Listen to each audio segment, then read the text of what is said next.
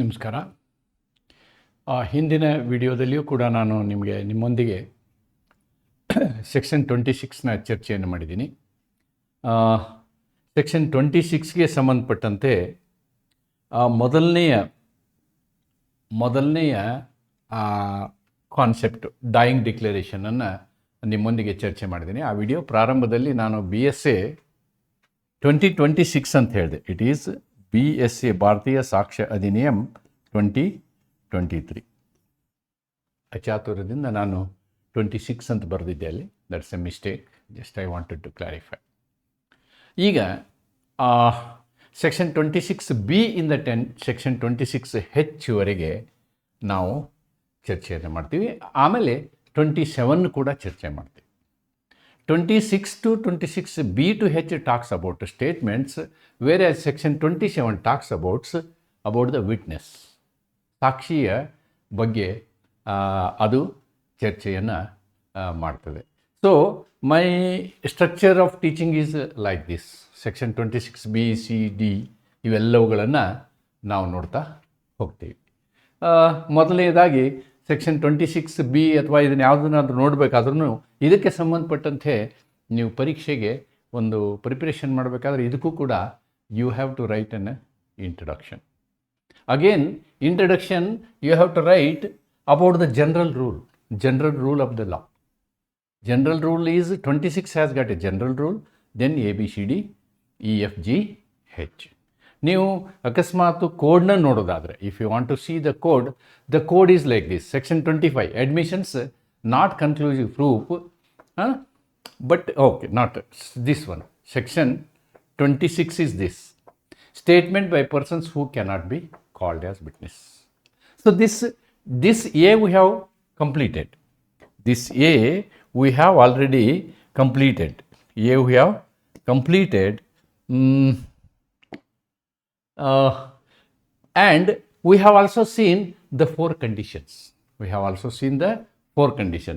ಆ ವ್ಯಕ್ತಿ ನಿಧನವಾಗಿರಬೇಕು, ಅಥವಾ ಆ ವ್ಯಕ್ತಿ ಕಾಣೆಯಾಗಿರಬೇಕು, ಅಥವಾ ಆ ವ್ಯಕ್ತಿ ಕೋರ್ಟಿಗೆ ಬರುವ ಸ್ಥಿತಿಗತಿಯಲ್ಲಿ ಇರಲಿಕ್ಕಿಲ್ಲ, ಅಥವಾ ಆ ವ್ಯಕ್ತಿಯನ್ನು ಕೋರ್ಟಿಗೆ ಕರೆಸೋದು ಸೂಕ್ತ ಅಲ್ಲ, ಅದು ಎಕ್ಸ್ಪೆನ್ಸಿವ್ ಇರ್ಬೋದು ಅಥವಾ ಡಿಲೇ ಆಗ್ಬೋದು. There are two things. One, it may be expensive also, it may be delay also. ಆ ರೀತಿ ಕೋರ್ಟಿಗೆ ಅನಿಸಿದಾಗ ಅದೇನು ಮಾಡ್ತದೆ, ಅವರ ಅನುಪಸ್ಥಿತಿಯಲ್ಲಿಯೂ ಅವರ ಹೇಳಿಕೆಗಳನ್ನು ಸಾಕ್ಷ್ಯವನ್ನಾಗಿ ಪರಿಗಣಿಸ್ತದೆ. ಅದನ್ನೇ ನಾವು ಡೈಯಿಂಗ್ ಡಿಕ್ಲರೇಷನ್ನಲ್ಲಿ ಹಿಂದಿನ ವಿಡಿಯೋದಲ್ಲಿ ನಾವು ನೋಡಿದ್ದೀವಿ. ಈ ಹಿಂದಿನ ವಿಡಿಯೋದಲ್ಲಿ ಇಂಗ್ಲೀಷ್ ಲಾಗೆ ಇಂಡಿಯನ್ ಲಾಗೆ ಇದು ಒಂದು ಡಿಫ್ರೆನ್ಸನ್ನು ನಾನು ನಿಮ್ಗೆ ಹೇಳಿದ್ದಿಲ್ಲ. ಏನು? Whatever may be the nature of proceeding. ಈ ನೇಚರ್ ಆಫ್ ಪ್ರೊಸೀಡಿಂಗ್ ಇದೆಯಲ್ಲ, ಕೋರ್ಟಿನ proceeding, it may be civil or criminal ಅನ್ನೋದನ್ನು ನಾವಿಲ್ಲಿ ಗಮನಿಸಬೇಕು. ಇದು ಇಲಸ್ಟ್ರೇಷನ್ 1 ನೀವು ಕೂಲಂಕುಷವಾಗಿ ಸ್ಟಡಿ ಮಾಡಿದಾಗ ಅದು ಗೊತ್ತಾಗ್ತದೆ. ನಾನು ಇಲಸ್ಟ್ರೇಷನ್ ಭಾಗವನ್ನು ಅಲ್ಲಿ ಡೈಯಿಂಗ್ ಡಿಕ್ಲರೇಷನ್ ಟಚ್ ಮಾಡಿಲ್ಲ.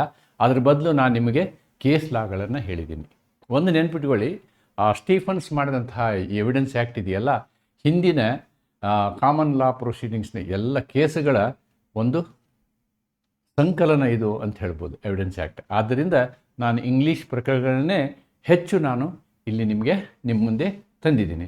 ಇದು ನಮ್ಮ ಇವತ್ತಿನ ಆಬ್ಜೆಕ್ಟ್ ಏನು ಅಂತಂದರೆ, our today's object is to consider section B, C, D ಇವುಗಳನ್ನು ನಾವು ಕನ್ಸಿಡರ್ ಮಾಡ್ತೀವಿ. 26B ನಾವು ನೋಡ್ತೀವಿ. We are going to see now 26B. Section 26B ಏನು ಹೇಳುತ್ತೆ? ಅದು general rule applies to everything. Therefore, if I go to my notes, I have given the introduction like this. It deals with relevancy of statements.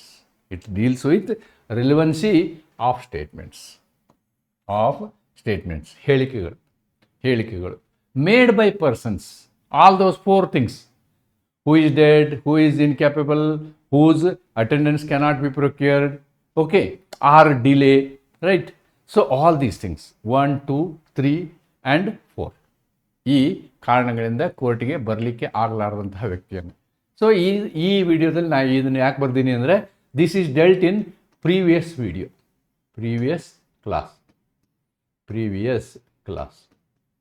ಆದ್ದರಿಂದ ನಾನು I am leaving it, right? So then coming to the general principle, when the maker of the statement is unavailable, the law admits certain statements as an exception to the hearsay rule. What is hearsay rule? Hearsay evidence is normally not considered.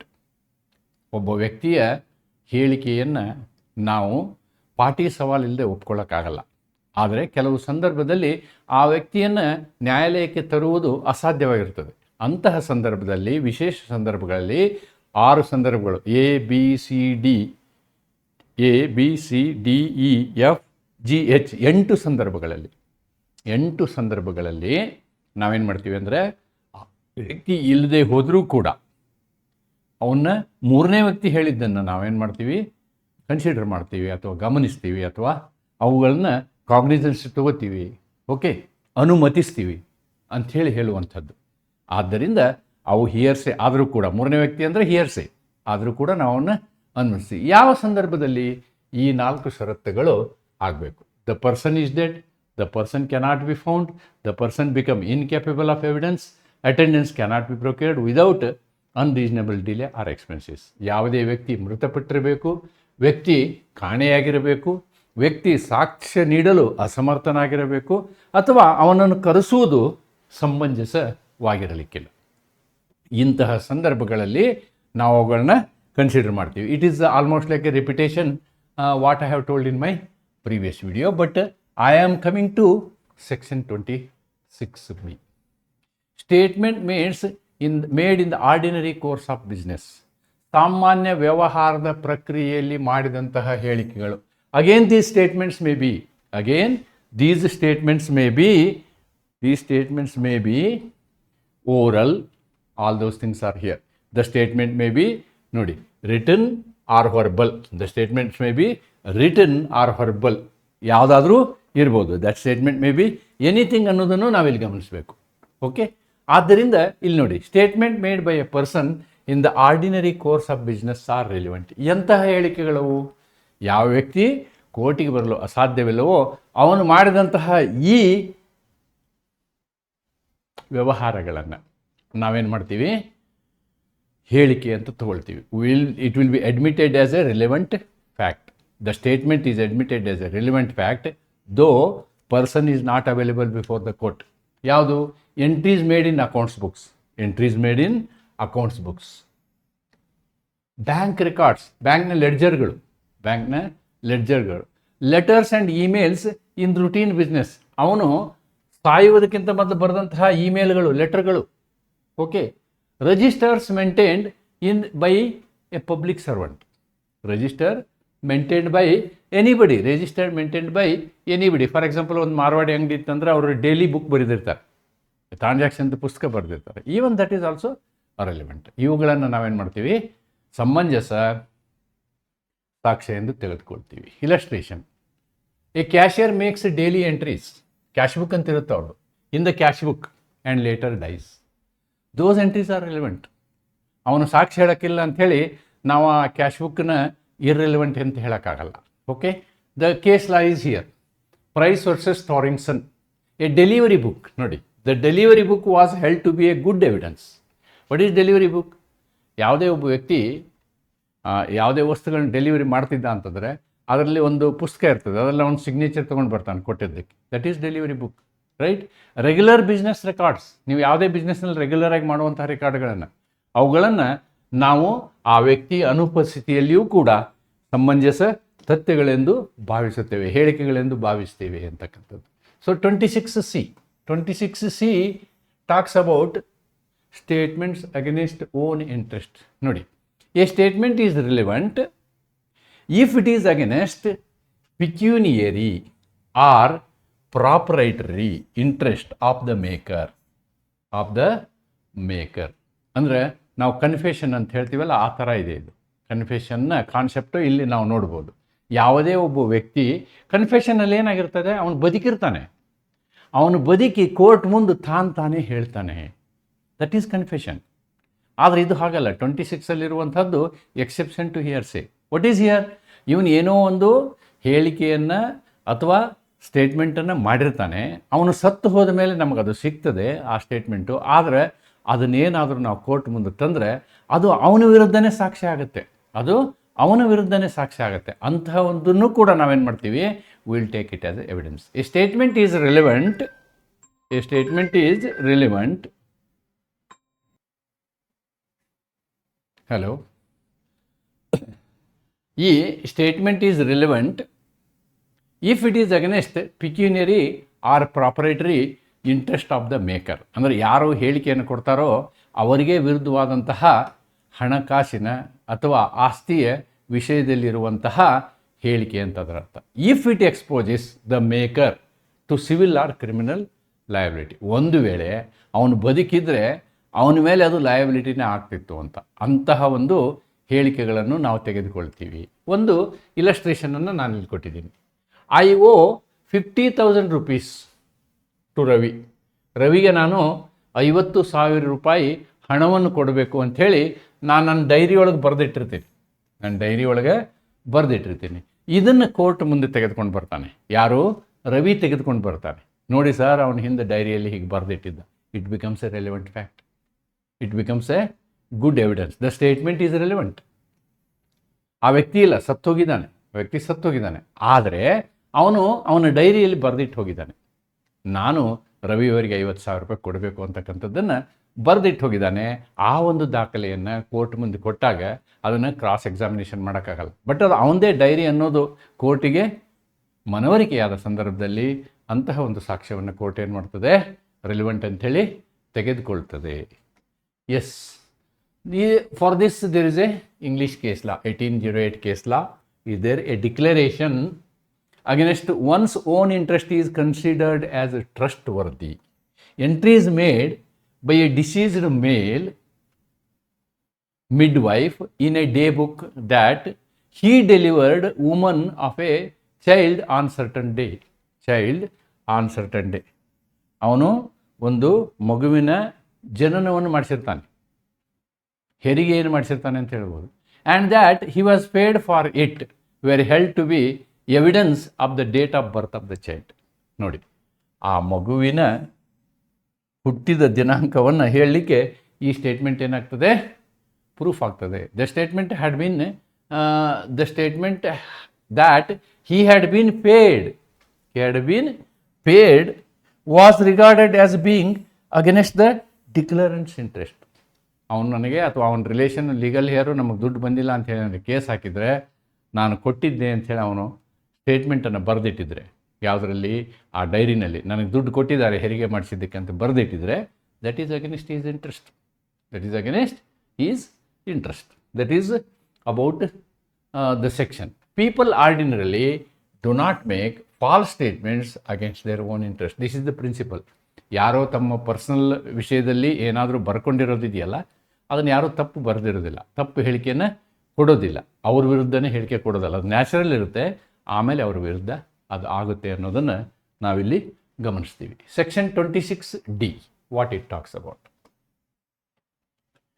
Statements giving opinion to public right or custom. ಸಾರ್ವಜನಿಕ ವಿಷಯ ಇದು. ಇದರಲ್ಲಿ ಹಕ್ಕುಗಳು ಮತ್ತು ನಾವೇನಂತೀವಿ ಆಚರಣೆಗಳು, ರೂಢಿಗಳು, ಆಚರಣೆಗಳು ಅಂತ ಹೇಳ್ತೀವಿ. ವಿಲ್ ಕಾಲ್ ಆಚರಣೆ. ಇದಕ್ಕೆ ರೂಢಿ ಅಂತಲೂ ಹೇಳ್ತಾರೆ, custom. In law, custom has got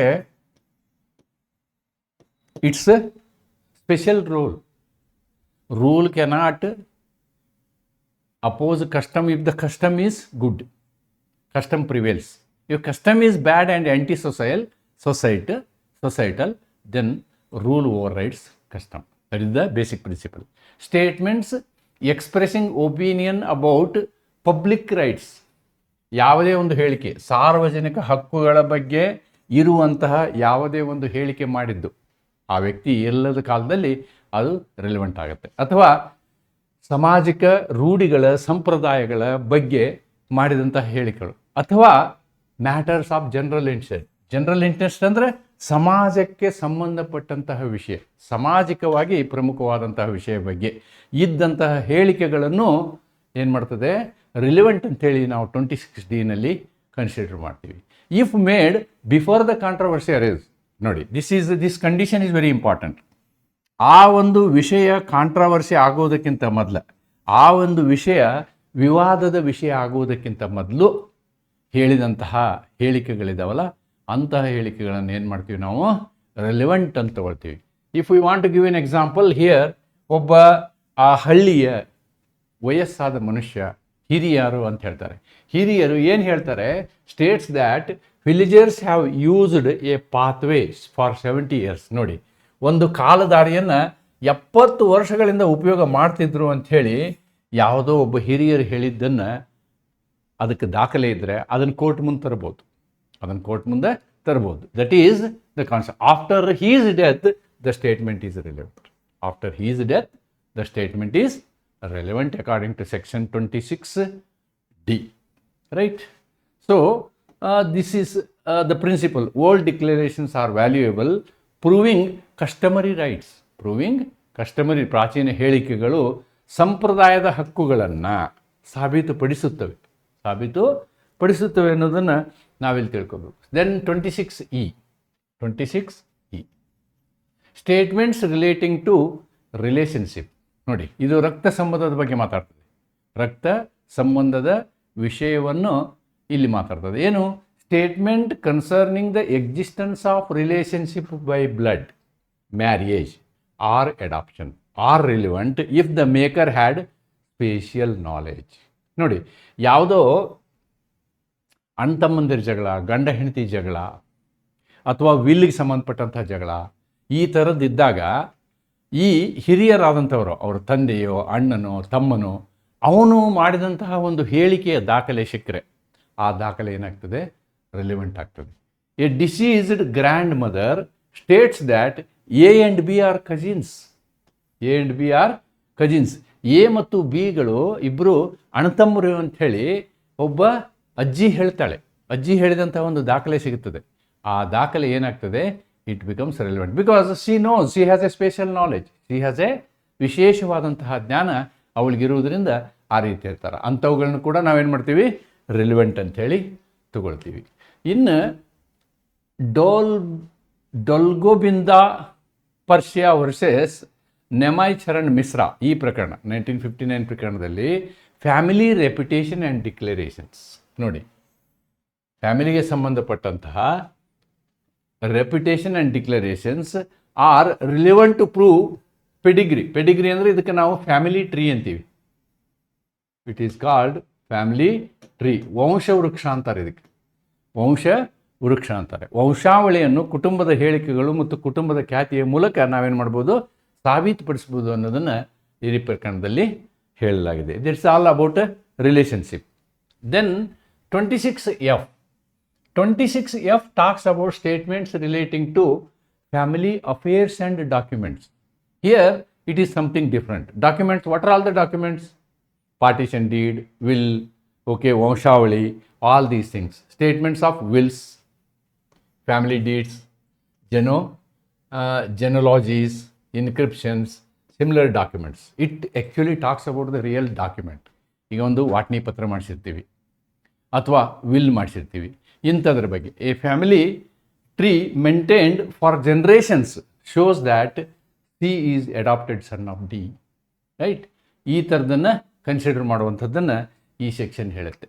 okay, here genealogical documents are admissible to establish family relationships. ಆ ಥರದಂತಹ ದಾಖಲೆಗಳನ್ನು ನಾವು ತೆಗೆದುಕೊಳ್ಬೋದು ಅಂಥೇಳಿ. Then 26G talks about documents relating to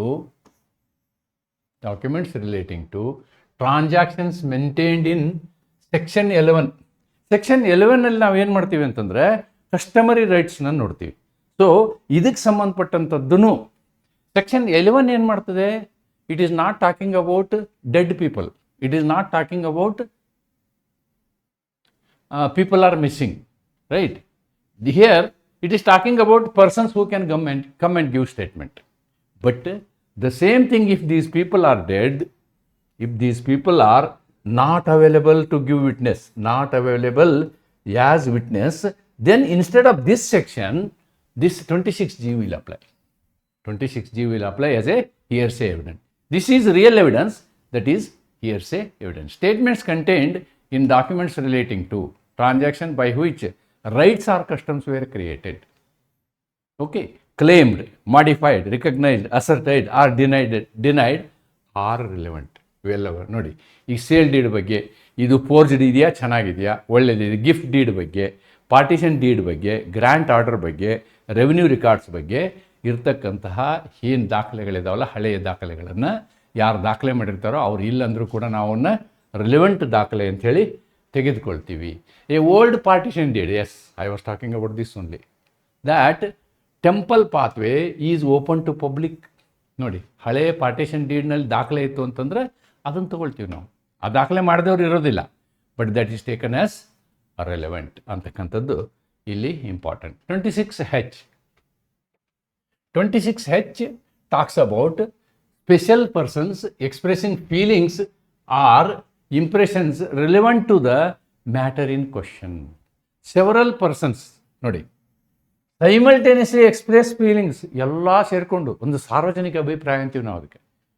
ಸಾರ್ವಜನಿಕ ಅಭಿಪ್ರಾಯ, ಒಪಿನಿಯನ್ಸ್ ಆರ್ ಇಂಪ್ರೆಷನ್ಸ್ ಅಂತ ಹೊತ್ತಿನಾಗ ಅದು ಕೂಡ ರಿಲೆವೆಂಟ್ ಆಗುತ್ತೆ. ಅನೇಕ ವ್ಯಕ್ತಿಗಳು ಒಂದೇ ವಿಷಯವನ್ನು ಹೇಳಿದರೆ, ನೋಡಿ ಒಂದು ಲಾಜಿಕ್ ಇದೆ, one person can lie, 10 person also can lie, 10 person can also lie, but all the 10 person cannot lie a same subject matter. ಒಂದೇ ವಿಷಯದ ಬಗ್ಗೆ ಎಲ್ಲ 10 ಜನ ಸುಳ್ಳು ಹೇಳೋಕ್ಕೆ ಅದೇ ಸುಳ್ಳು ಹೇಳೋಕ್ಕಾಗಲ್ಲ, ರೈಟ್?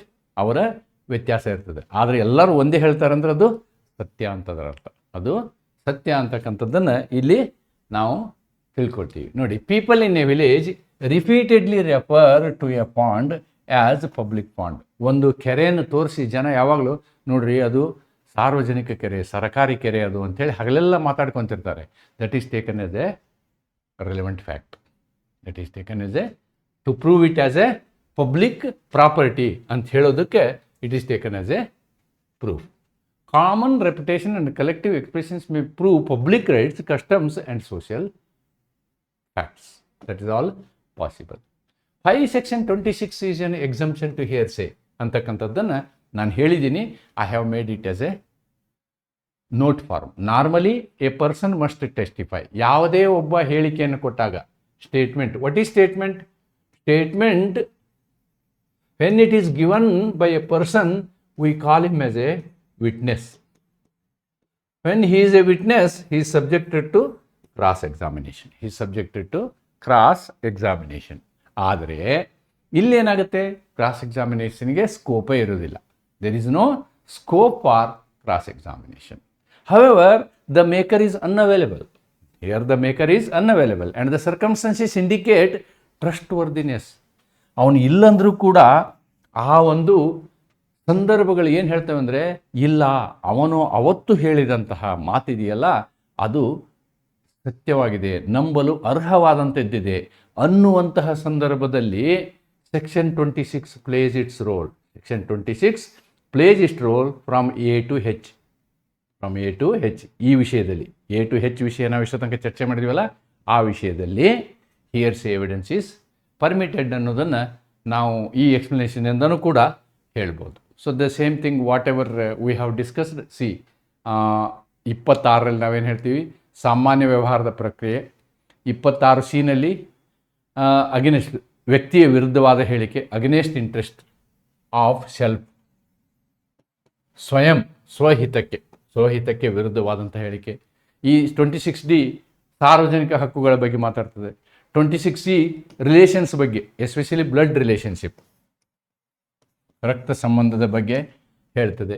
ಆಮೇಲೆ ಕುಟುಂಬದ ದಾಖಲೆಗಳ ಬಗ್ಗೆ 26F ಹೇಳುತ್ತೆ. 26G ಏನು ಹೇಳುತ್ತೆ, ವ್ಯವಹಾರದ ದಾಖಲೆಗಳು, ಟ್ರಾನ್ಸಾಕ್ಷನ್ಸ್ ಬಗ್ಗೆ ಹೇಳುತ್ತೆ. ಓಕೆ, ಡೀಡ್ಸು ಇವೆಲ್ಲ ಏನು ಹೇಳ್ತೀವಲ್ಲ ನಾವು. ದೆನ್ ಕಲೆಕ್ಟಿವ್ ಫೀಲಿಂಗ್, ಹೆಚ್ಚು ಕಲೆಕ್ಟಿವ್ ಫೀಲಿಂಗ್ ಬಗ್ಗೆ ಹೇಳುತ್ತೆ ಅನ್ನೋದನ್ನು ಬ್ರೀಫಾಗಿ you can make a small note of this. Okay, ಆಮೇಲೆ ಇಲ್ಲಿ ಈ ಒಂದು 26Gಯನ್ನು ವಿವರವಾಗಿ ನೀವು ಕಾಮನ್ ಆಗಿ ಎಲ್ಲದಕ್ಕೂ ಅಪ್ಲಿಕೇಬಲ್ ಆಗುವಂಥ ವಿವರಣೆಯನ್ನು ನಾನು ಇಲ್ಲಿ statements under 26 are substantive evidence, not conclusive evidence. They are substantive evidence. Reliability depends on surrounding circumstances. ಅಲ್ಲಿಯ ವಿಶ್ವಾಸಾರ್ಹ ಪರಿಸ್ಥಿತಿಗಳ ಮೇಲೆ ಇದನ್ನು ನಾವು ತಗೊಳ್ಬೇಕು, ತಗೋಬಾರ್ದು, ಎವಿಡೆನ್ಸನ್ನು ಅಡ್ಮಿಟ್ ಮಾಡಬೇಕು, ಮಾಡಬಾರ್ದು ಅನ್ನೋದು ಸಂದರ್ಭಗಳ ಮೇಲೆ ಅವಲಂಬಿತವಾಗಿರ್ತದೆ. The maker must be unavailable. 26ರ ವ್ಯಾಪ್ತಿಯಲ್ಲಿ ನೀವು ಒಂದು ಹೇಳಿಕೆಯನ್ನು ತರಬೇಕು ಅಂತಂದ್ರೆ ಹೇಳಿದಂತಹ ವ್ಯಕ್ತಿ ಇರಬಾರ್ದು. He must not be available. Courts interpret the provision liberally when necessity and trustworthiness are established. 26 ಸೆಕ್ಷನ್ನ ಇನ್ವೋಕ್ ಮಾಡಬೇಕು ನಾವು ಅಂತಂದರೆ ಕೋರ್ಟ್ಗೆ ಅನಿವಾರ್ಯವಾಗಿ ಅದರ ಅವಶ್ಯಕತೆ ಬೀಳಬೇಕು, ನಂಬರ್ 1. ಮತ್ತು ಕೊಟ್ಟಂತಹ ದಾಖಲೆ ಹೇಗಿರಬೇಕು? ನಂಬುವ ಹಾಗಿರಬೇಕು. ಓಕೆ, ಅಗತ್ಯತೆ ಮತ್ತು ವಿಶ್ವಾಸಾರ್ಹತೆ ಇವೆರಡೂ ಕೂಡ ಬಹಳ ಪ್ರಮುಖ ಆಗ್ತವೆ. 26 ಸೆಕ್ಷನ್ ಇನ್ವೋಕ್ ಮಾಡಬೇಕು ಅಂತಂದರೆ ಇದು ಬಹಳ ಪ್ರಮುಖ ಆಗ್ತದೆ ಅಂತಕ್ಕಂಥದ್ದು. ಈ 4 ಕಾರಣಗಳನ್ನು ನೀವಿಲ್ಲಿ ಹೇಳ್ಬೋದು. And section 27. I have finished 26, 27. 27 is almost like 26. 27 is almost like 26. The word used in 26 is statement. The word used in 26 is statement. Here, what word that we are using in 26 is statement. Statements is statements. We are using statements here. Right? Now, if we go to 27,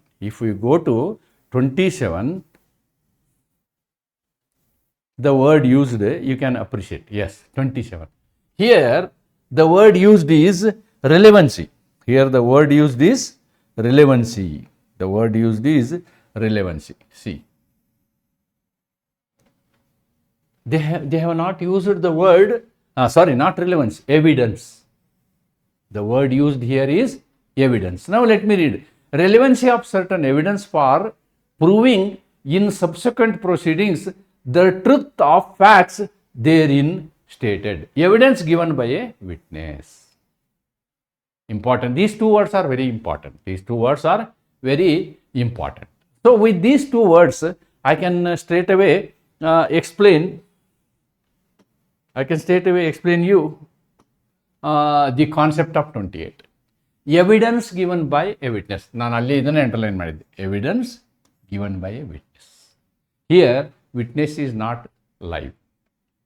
ಒಬ್ಬ ವ್ಯಕ್ತಿ ಒಂದು ಸಾಕ್ಷಿಯನ್ನು ಕೊಟ್ಟಿರ್ತಾನೆ. ಈ ಸಾಕ್ಷಿಯನ್ನು ಕೊಟ್ಟಂತಹ ವ್ಯಕ್ತಿ ಇರೋದಿಲ್ಲ. That is point number 1. ಆದರೆ ಅದೇ ಸಾಕ್ಷ್ಯವನ್ನು ಇರಬೇಕು ಇರಬಾರ್ದು ಅನ್ನುವಂಥ ಕಂಡೀಷನ್ ಇದರಲ್ಲಿ ಹಾಕಿಲ್ಲ. Let me see that. I should not confuse you. Let me see the situation.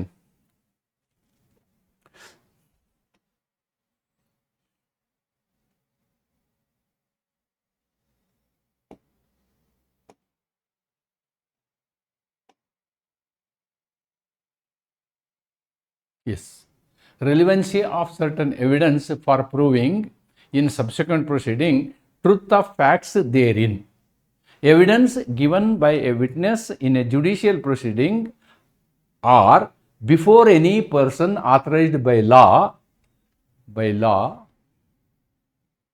take it is relevant for the purpose of proving in a subsequent judicial proceeding or in a later stage of the same judicial proceeding the truth of the facts which it states when the witness is dead. Yes, here also witness is not available, or cannot be found, is incapable of giving witness, or is kept out of way by adverse party, or if his presence cannot be obtained without an amount of delay or expense which under the circumstances of the case court consider unreasonable, provided the proceeding was between the same parties or their representative, that the adverse party in the first proceeding had the right and opportunity to cross-examine the questions in issue were substantially the same in the first and the second proceeding.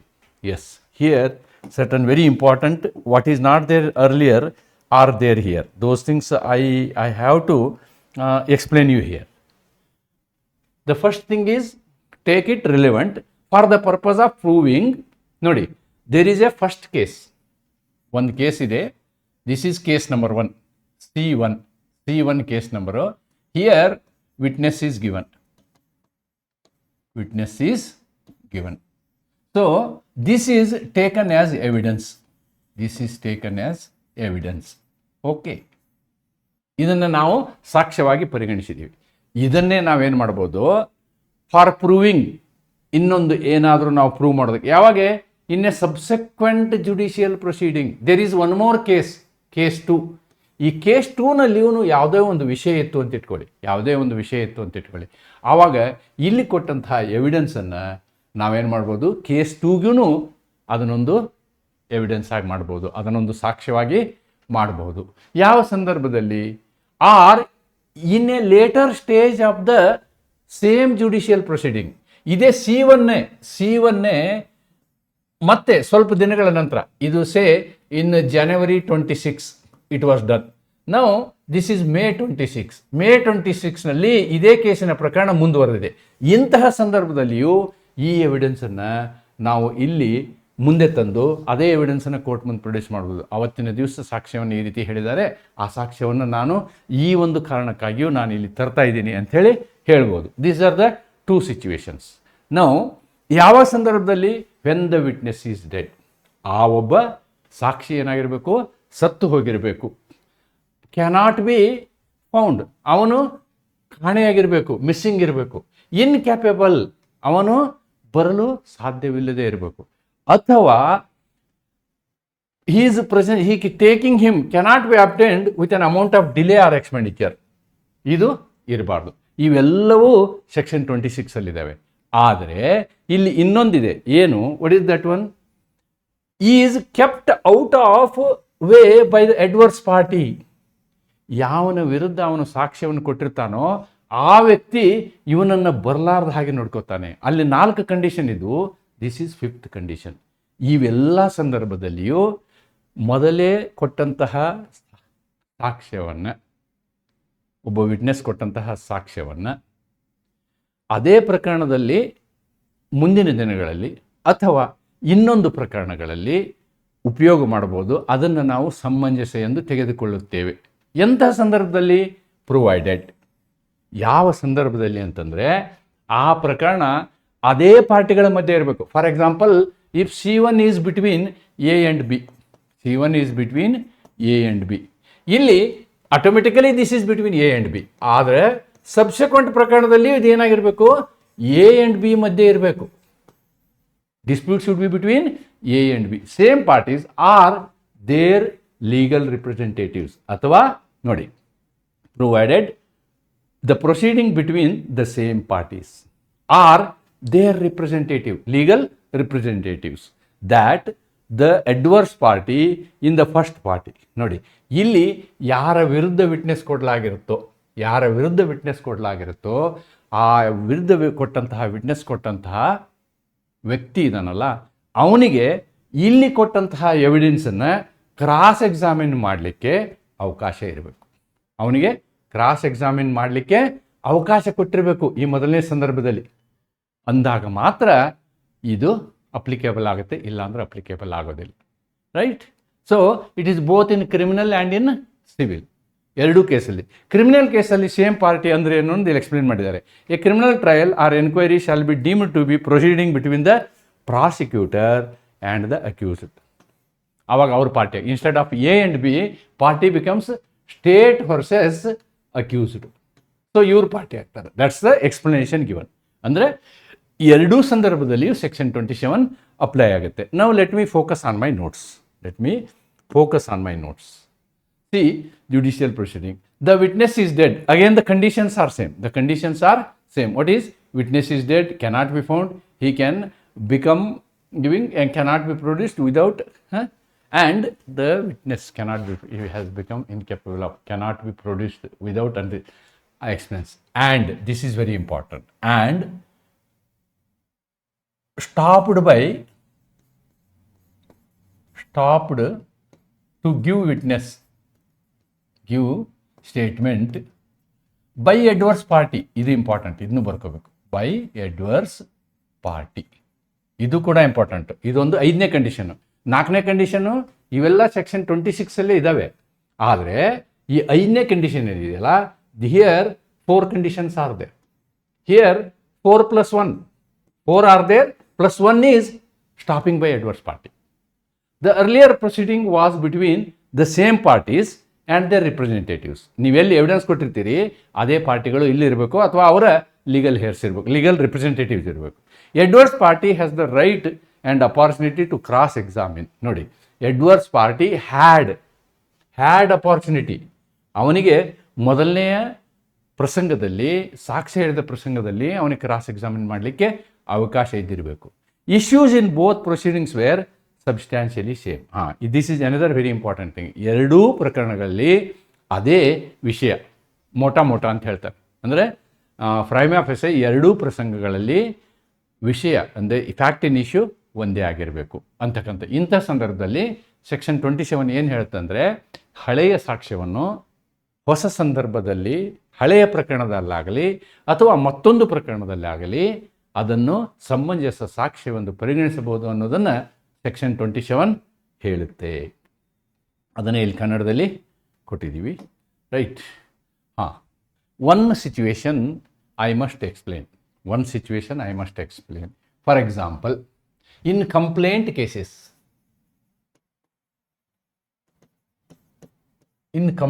Cases, there is a situation where there will be no opportunity for cross-examination. What is complaint? Complaint is a case where we are not going to police station. It is directly given to the judicial magistrate. Complaint given to judicial magistrate. ಇಲ್ಲಿ ಏನಾಗುತ್ತೆ ಅಂದರೆ, ಒಮ್ಮೆ ಪ್ರಕರಣ complaint process start ಆಯಿತು ಅಂತಂದರೆ, ಇಲ್ಲಿಂದ start ಆಯಿತು ಅಂದರೆ ಫಸ್ಟು ಎಕ್ಸ್ಪರ್ಟೇ ಎವಿಡೆನ್ಸ್ ಆಗುತ್ತೆ. ಎಕ್ಸ್ಪರ್ಟ್ ಎವಿಡೆನ್ಸ್ ಏನಾಗುತ್ತೆ, ಜಡ್ಜು ನೀವು ಕೊಟ್ಟಂತಹ ಕಂಪ್ಲೇಂಟ್ ನಿಜ ಇದೆಯೋ ಎನ್ನುವುದಕ್ಕೆ ಹಿ ವಿಲ್ ಟೇಕ್ ಎವಿಡೆನ್ಸ್. ಇಲ್ಲಿ ನೀವು ಅವರಿಗೆ ಸ್ಟೇಟ್ಮೆಂಟನ್ನು, ಸಾಕ್ಷ್ಯಗಳನ್ನು ಕೊಟ್ಟು ಪ್ರೂವ್ ಮಾಡಬೇಕಾಗತ್ತೆ. ಒಮ್ಮೆ ಇದನ್ನು ಪ್ರೂವ್ ಮಾಡಿದ ಮೇಲೆ now judge will come to know that there is accused one, A1 accused one, ಒಬ್ಬ ಅಕ್ಯೂಸ್ಡನ್ನು ಇಲ್ಲಿ ಫಾರ್ಮೇಷನ್ ಮಾಡ್ತಾರೆ. ಇಲ್ಲಿಂದ ರಿಯಲ್ ಟ್ರಯಲ್ ಸ್ಟಾರ್ಟ್ ಆಗುತ್ತೆ. ಇವಾಗ ಇಲ್ಲಿ ಕೊಟ್ಟಂತಹ ವಿಟ್ನೆಸ್ ಇದೆಯಲ್ವಾ, ಈ ವಿಟ್ನೆಸ್ಗೆ ಅಕ್ಯೂಸ್ಡು ಕ್ರಾಸ್ ಎಕ್ಸಾಮಿನ್ ಮಾಡೋಕ್ಕೆ ಅಪಾರ್ಚುನಿಟಿ ಕೊಟ್ಟಿರೋದಿಲ್ಲ. Therefore this evidence is not relevant. ಯಾಕೆ ಇದು ನಾಟ್ ರೆಲಿವೆಂಟ್ ಅನ್ನೋದನ್ನು ನಾವು ಈ ಪ್ರಾವಿಸೋ ನೋಡಿದ್ರೆ ಗೊತ್ತಾಗುತ್ತೆ. If we see this proviso will come to know. You see the proviso. What is the proviso? What it says? The proviso says this, that provided that the proceeding was between the same parties or their representative in the interest, that the adverse party, ಯಾರ ವಿರುದ್ಧ ಸಾಕ್ಷ್ಯವನ್ನು ಹೇಳಲಾಗಿದೆಯೋ, in the first proceeding had the right and opportunity to cross examination. Make cross examination ಇತ್ತು. ಅವಾಗ ಅವ cross examination ಮಾಡಿದಾನೆ ಬಿಟ್ಟಿದ್ದಾನೆ ಬೇರೆ ವಿಷಯ, that is not A issue. But ಅದಕ್ಕೆ ಅವಕಾಶ ಇತ್ತು. ಆದರೆ ಇಲ್ಲಿ ಇರ್ತಕ್ಕಂತಹ ಈ ಪ್ರಕರಣದಲ್ಲಿ ನಾನೇನು ಹೇಳಿದ್ನಲ್ಲ, ಕಂಪ್ಲೇಂಟ್ ಪ್ರಕರಣದಲ್ಲಿ ಕ್ರಾಸ್ ಎಕ್ಸಾಮಿನ್ ಮಾಡಲಿಕ್ಕೆ ಈ ಒಂದು ಸಂದರ್ಭದಲ್ಲಿ ಸಾಧ್ಯ ಇರಲಿಲ್ಲ. ಯಾಕಂದರೆ ಇಲ್ಲಿ ಅಕ್ಯೂಸ್ಡ್ ಪಿಕ್ಚರ್ಗೆ ಬಂದಿರೋದಿಲ್ಲ. ಕಂಪ್ಲೇಂಟ್ ಕೇಸಲ್ಲಿ ಇವ್ರ ಕಡೆಯಿಂದ ಎಲ್ಲ ಎವಿಡೆನ್ಸನ್ನು ತೆಗೆದುಕೊಂಡು ಆಮೇಲೆ ಅಕ್ಯೂಸ್ಡ್ ಯಾರು ಅಂತ ನಿರ್ಧಾರ ಮಾಡಿ ಅವನ ಮೇಲೆ ಇನಿಷಿಯೇಷನ್, ಇಲ್ಲಿ ಪೊಲೀಸರಿಗೆ ಹೇಳ್ತಾರೆ ಅವರು ಇಶ್ಯೂ ಸಮನ್. ಆವಾಗ he will come into picture. ಅಥವಾ he make judge may say issue warrant. ಆದ್ದರಿಂದ ಈ ಒಂದು ಸಂದರ್ಭವನ್ನು ಹೊರತುಪಡಿಸಿ ಸೆಕ್ಷನ್ 27 ಉಪಯೋಗ ಆಗುತ್ತೆ. That what is the other condition? What is there in 26? Plus this adverse party is opposing the person to come to give witness. ಈ ಎಲ್ಲ ಸಂದರ್ಭದಲ್ಲಿ ಸೆಕ್ಷನ್ 27 ಅಪ್ಲೈ ಆಗುತ್ತೆ. Section 27 talks about witness. Section 26 talks about statement. Okay, 26ರಲ್ಲಿ ನಾವು ಎಲ್ಲ ಹೇಳಿಕೆಗಳನ್ನು ತೆಗೆದುಕೊಳ್ತೀವಿ. Section 27ನಲ್ಲಿ ನಾವು ಕೇವಲ ವಿಟ್ನೆಸ್ಗಳ ಸಾಕ್ಷ್ಯಗಳನ್ನು ತಗೊಳ್ತೀವಿ. That is only the difference ಅಂತ ಹೇಳ್ತಾ I will conclude this video. So ನಿಮಗೆ ಪರೀಕ್ಷೆಗೆ ಬೇಕಾದಂತಹ ಎಲ್ಲ ಮಾಹಿತಿಯನ್ನು ಈ ವಿಷಯಕ್ಕೆ ಸಂಬಂಧಪಟ್ಟಂತೆ, ಅಂದರೆ ಕಲಮ 26ಕ್ಕೆ ಸಂಬಂಧಪಟ್ಟಂತೆ 2 ಸೆಕ್ಷನನ್ನು ಮಾಡ್ಕೊಳ್ಬೇಕು ನೀವು. You have to have 2 sections. First section is section 26A, dying declaration. This is one part. Question will come on this separately. Similarly, question may come on 26B to 26H. ಇದರ ಮೇಲೆ ಒಂದು ಪ್ರಶ್ನೆ ಬರ್ಬೋದು. Or there may be a question on section 27. Or these two together it may be a question. ಅದಕ್ಕೆ ಸಂಬಂಧಪಟ್ಟಂತಹ ಎಲ್ಲ ಮಾಹಿತಿಯನ್ನು ನಿಮಗೆ ಕೊಟ್ಟಿದ್ದೀನಿ ಅಂತ ಹೇಳ್ತಾ ನಾ ವಿಡಿಯೋನ ಇಲ್ಲಿಗೆ ಮುಕ್ತಾಯ ಮಾಡ್ತೀನಿ. ನಮಸ್ಕಾರ. Thank you.